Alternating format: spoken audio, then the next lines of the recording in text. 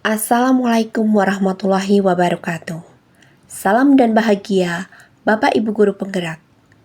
Saya Erni Suryaningsih, calon guru penggerak Angkatan 10 dari Kabupaten Banjarnegara. Saya akan memaparkan kesimpulan dan refleksi pemikiran Ki Hajar Dewantoro, Modul 1.1, Koneksi Antar Materi. Pendidikan dan pengajaran tidaklah sama. Pengajaran bagian dari pendidikan.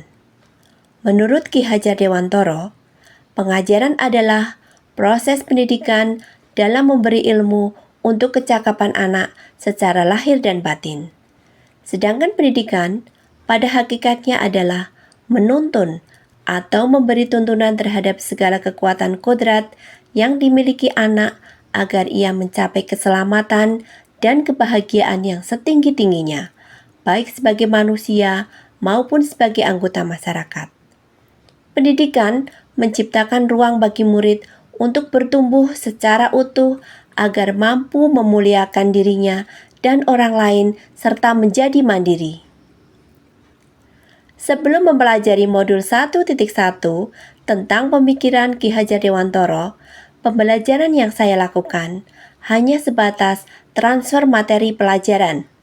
Saya menganggap ketuntasan dalam penyampaian materi lebih penting daripada memahami karakteristik murid. Biasanya, hanya melihat nilai dari aspek kognitif saja. Misalnya, saat mereka mengerjakan soal berupa tugas atau ulangan harian. Jika nilai murid sudah mencapai KKM, dianggap pembelajaran sudah berhasil. Selain itu, saya beranggapan bahwa murid hanya sebagai objek pembelajaran, sehingga pembelajaran berpusat pada guru atau teacher center. Sebelumnya, tidak mempedulikan apakah murid sudah benar-benar paham dari apa yang saya ajarkan atau tidak, karena fokus utama saya lebih ke ketercapaian materi, mengingat materi yang saya ajarkan cukup padat setiap semesternya.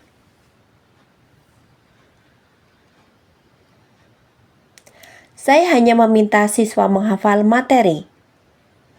Kemudian sering merasa gagal atau mengeluh jika banyak murid yang tidak tuntas setelah melakukan evaluasi.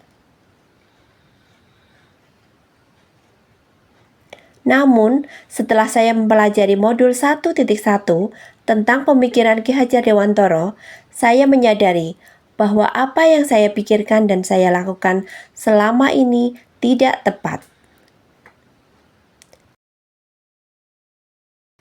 Seharusnya saya melakukan proses pembelajaran secara menyeluruh, bukan hanya aspek kognitif saja, namun juga afektif, psikomotor, spiritual, sosial, dan budaya.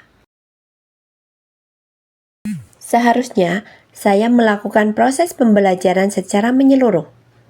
Murid sebagai subjek pembelajaran, artinya murid punya kebebasan berekspresi, mengemukakan pendapat, berkreasi sesuai dengan metode atau model pembelajaran dan media yang tepat. Seharusnya saya melakukan proses pembelajaran secara menyeluruh. Murid sebagai subjek pembelajaran, guru sebagai fasilitator dalam proses pembelajaran. Guru harus ikhlas, penuh kesabaran dengan segala ketulusan hati, agar terwujud pembelajaran yang menyenangkan dan berpusat pada murid. Selain itu, saya harus mempelajari karakter murid, karena setiap anak dilahirkan unik, dengan kelebihan dan kekurangannya masing-masing. Saya harus menghargai setiap karakter murid, memberikan kesempatan murid untuk tumbuh sesuai kodratnya. Apa yang dapat segera saya terapkan lebih baik agar kelas Anda mencerminkan pemikiran Ki Hajar Dewantoro? Yang dapat segera saya terapkan dalam pembelajaran di kelas antara lain, merancang pembelajaran interaktif dan menyenangkan dengan melibatkan murid sesuai metode student center. Berikutnya saya akan menerapkan pembelajaran abad 21 yang sesuai dengan pemikiran Ki Hajar Dewantoro, yaitu berpikir kritis, kreatif, dan kolaborasi. dengan berpegang teguh pada konsep memerdekakan anak. Yang dapat segera saya terapkan dalam pembelajaran di kelas antara lain, pembelajaran tidak lagi menuntut tetapi menuntun, karena tugas guru adalah memberi tuntunan atau arahan yang baik pada murid, berusaha menjadi teladan bagi murid baik dalam perkataan maupun perbuatan. Yang dapat segera saya terapkan dalam pembelajaran di kelas antara lain, pembelajaran tidak lagi menuntut tetapi menuntun. Selanjutnya, saya harus mengenali karakter dan latar belakang murid dengan menjalin komunikasi yang baik. Semoga video ini menginspirasi bagi Bapak Ibu pejuang pendidikan. Salam dan bahagia, Bapak Ibu guru penggerak. Wassalamualaikum warahmatullahi wabarakatuh.